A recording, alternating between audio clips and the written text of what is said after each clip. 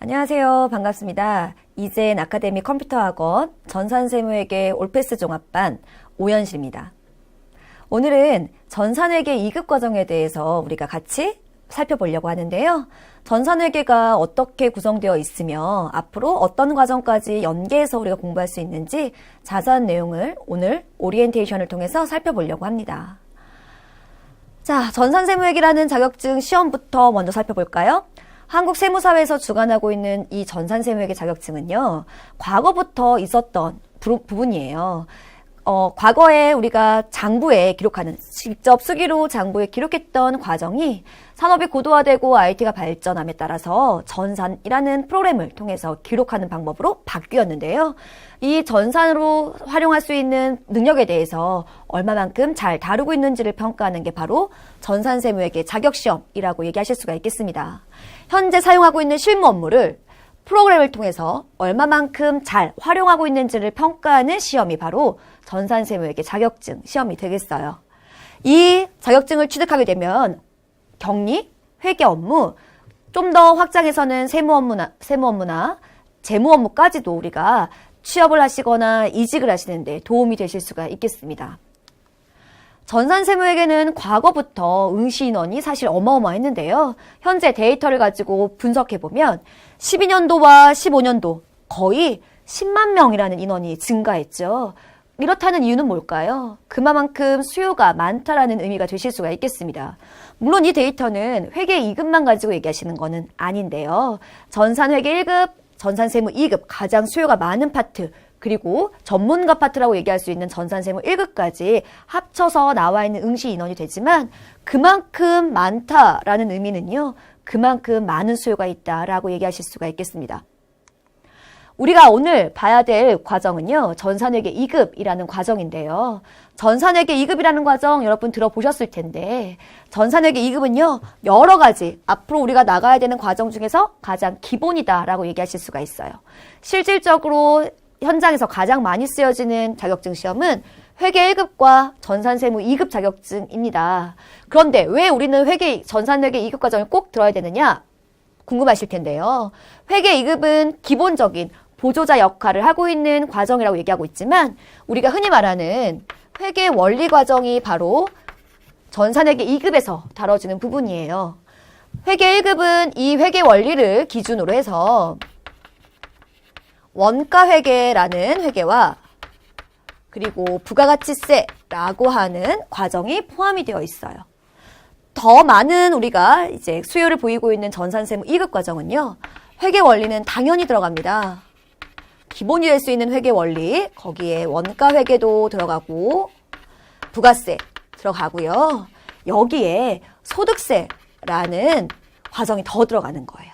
지금 여기만 보셔도 회계 원리가 기본이 되어 있으면 회계 1급에 대한 세무 2급에 대한 부분에 대해서 좀 더 자격증 취득을 단축하실 수가 있는 부분이에요. 회계 2급이 가장 기본, 베이스가 될 수 있는 과정이라고 얘기하실 수가 있겠습니다. 이 회계 2급은요. 전공자나 비전공자 반드시 우리가 먼저 선행학습을 진행을 하셔야 되는 부분이라고 말씀을 드려요. 왜냐하면 전공자이거나 현재 업무를 하고 계시는 분들은 빠르게 이 과정을 되짚어 가면서 공부하시면서 다음 과정인 회계 1급이나 세무 2급 과정으로 점프해 가실 수 있는 시간을 줄여줄 수 있는 부분이고요. 비전공자이거나 현재 업무를 전혀 하고 있지 않으신 분들은 기본인 회계 원리를 마스터함으로써 앞으로 회계 1급이나 세무 2급의 과정을 옮겨가실 때 시간을 줄일 수 있는 역할이 됩니다. 따라서 회계 2급은, 전산회계 2급은 반드시 여러분들이 마스터하고 가셔야 되는 과정이라고 얘기하실 수가 있겠습니다.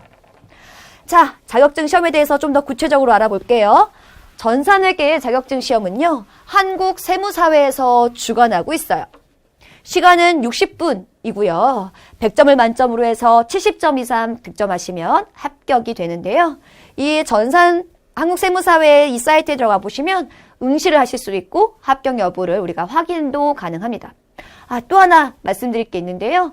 이 사이트에 가시면 교육용 프로그램을 다운받으실 수 있어요. 그 말은 내가 시험 보시기 전에 학원에서만 연습하실 수 있는 부분이 아니고요. 집에서도 여러분이 충분히 연습하실 수가 있습니다. 현장에 가셔서 시험 보시는 프로그램과 동일한 프로그램을 가지고 연습해 보실 수가 있어요. 그래서 시간적으로 제약이 있으신 분들은 학원에 나오실 수 없다. 그런 분들은 동영상 강의를 보시면서 같이 프로그램도 집에서도 얼마든지 연습해 보실 수가 있겠습니다. 전산회계 2급은요. 다음과 같이 구성되어 있어요. 말씀드린 바와 같이 이론에 대해서, 회계 원리라고 하는 이 이론에 대해서 시험을 보실 수 있고요. 그리고 실기에 대한 부분 70%를 차지하고 있습니다. 이 실기는요. 이론과 동떨어진 얘기가 아니에요. 이론이 우리가 30%에 대한 비중을 차지하고 있는 이 이론이 되어지게 되면 실기는 쉽게 마스터하실 수 있는 부분이라고 얘기하실 수가 있겠습니다. 좀 더 구체적으로 우리가 시험에 대한 내용을 살펴보면 이론이라고 할 수 있는 부분, 당좌자산과 유형자산, 부채, 자본금, 그리고 수익과 비용이라고 하는 이 회계 원리에서 다뤄지는 이론이요. 시험에서도 반영이 그대로 됩니다. 즉 여기서 나와 있는 부분에 대해서 거래자료 입력이라고 하는 곳에서 우리가 입력을 해보실 수 있는데요. 그 입력하는 방법이 바로 일반전표 입력이라는 부분이에요. 그러면 이러한 아이들이 어떻게 거래자료로 입력되는지 한번 살펴볼까요? 자, 먼저 거래라는 아이부터 우리가 살펴봐야 되실 것 같아요. 거래가 뭐냐라고 봤을 때 여러분 다른 친구들하고 거래한다 혹은 다른 사람들하고 거래한다라고 얘기했을 때 어떤 생각이 먼저 나세요? 흔히 우리가 물건을 사고 파는 행위라고 하는 상품의 매매라는 게 일반적인 경우에 거래라고 얘기하실 수가 있고요. 또는 돈을 빌려주는 자금의 대여, 이런 것도 흔히 말하는 일반적인 거래라고 얘기하실 수가 있겠습니다. 그런데 회계에서는요, 이것을 포함해서 좀 더 넓은 의미의 우리가 거래라는 의미로 사용되고 있는데요. 회계상의 거래를 살펴보면 제일 먼저 건물이 화재가 나서 전부 다 소실되었어요. 이런 것도 우리는 회계상의 거래라고 의미하고 있고요. 상품을 도난당했습니다. 이런 것도 전부 다 회계상의 거래라고 얘기를 합니다.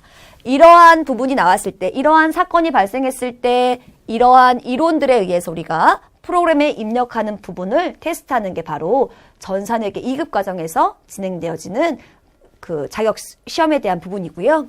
이런 것들이 이제 시험에서 주로 체크가 되어지는 부분이라고 얘기하실 수가 있겠습니다.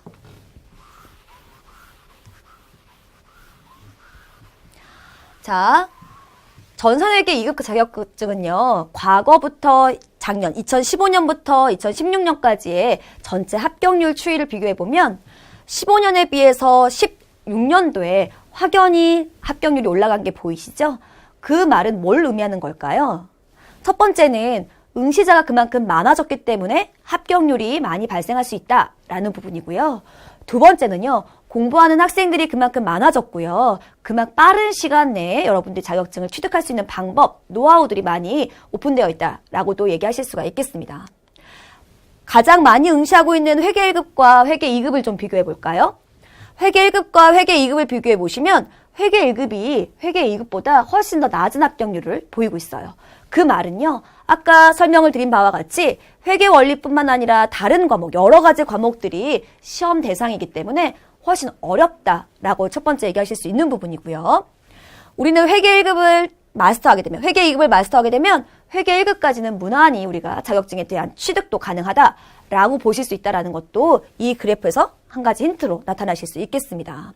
대부분은 회계 2급 기초 회계를 시작으로 해서 회계 1급 과정 그리고 세무 2급 과정까지도 전부 다 진행을 하게 되어 있고요.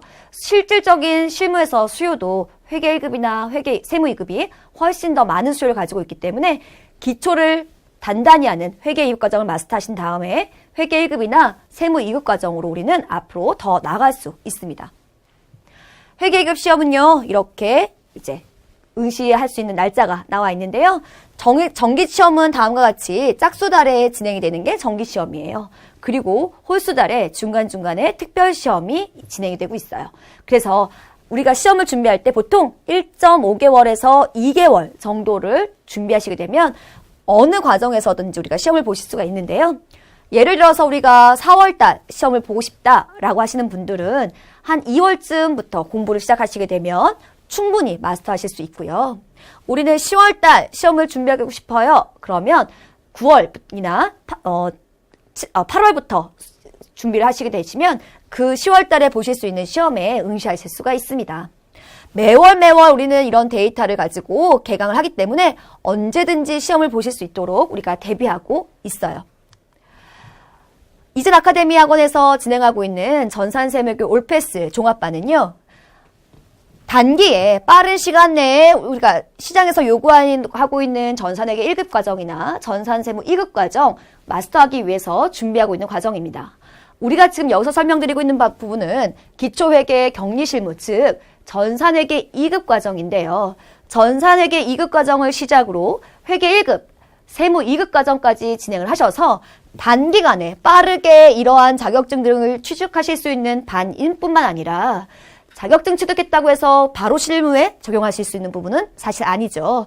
그래서 취업을 하시거나 이직을 하시는데 도움이 되고자 연말정산, 가장 많이 실무에서 사용되고 있는 연말정산과 원천징수에 대한 부분까지도 하나의 패키지로 우리가 마스터하실 수 있는 과정이 바로 올패스 입문 종합반이라고 얘기를 하실 수가 있겠습니다. 이 과정들을 통해서 기초회계부터 시작하셔서 회계 1급, 세무 2급, 그리고 실무에서 다뤄지는 여러 가지 과정 등을 통해서 이 마스터를 진행하셨을 때 실무에서 취업을 준비하고 있는 분들이거나 이직을 준비하고 계시는 여러분들도 전부 다 수월하게 이제 과정을 진행하실 수 있을 거라고 저는 믿습니다. 자, 여기까지 하셔서 우리가 전산회계 2급 과정에 대해서 우리가 진행을 해봤는데요. 이 전산회계 2급 과정은 말씀드린 바와 같이 많은 수요가 있는 전산회계 1급이나 전산세무 2급으로 가는 교두보 역할을 하시는 거예요. 지금 베이스를 단단하게 다져 놓으시면 회계 1급이나 혹은 전산세무 2급 과정을 우리가 진행하실 때 시간을 좀 더 빠르게 단축하실 수 있는 기초 과정이 됩니다. 여러분하고 이제 온라인과 오프라인에서 만나실 때 좀 더 많은 얘기, 학습 방법 이런 것들을 같이 얘기를 하고 싶은데요. 여러분 어떠세요? 충분히 하실 수 있겠죠? 현장에서 우리 같이 뵙도록 하겠습니다. 오늘 여기까지 할게요. 감사합니다.